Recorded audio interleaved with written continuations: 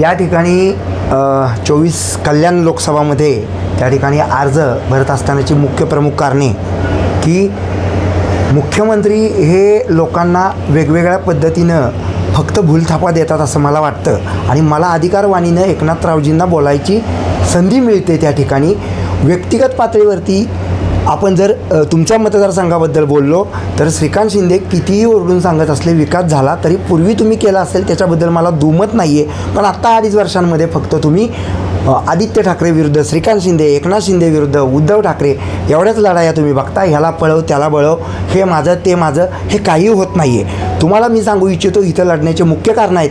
Doctor बाबासाहेबांचं नाव त्या ठिकाणी संसद भवनला द्या असं मी नरेंद्रभाई मोदींना लिहिलं होतं पत्र.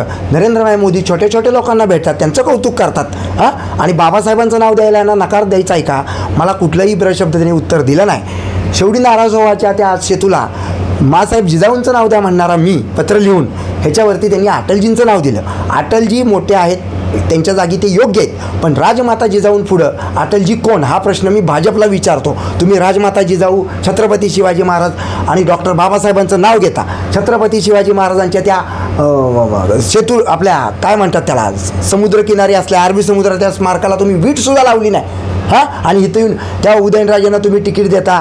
मग तेही त्यांना उदयनराजेंना असं वाटतं की खासदार पद खूप मोठं आहे त्यांना छत्रपती असल्याचा अभिमान आहे असं वाटत नाही. आणि वैचारिक वारस म्हणून या कल्याण डोंबिवली मतदारसंघामध्ये मी माझी उमेदवारी घोषित करत आहे.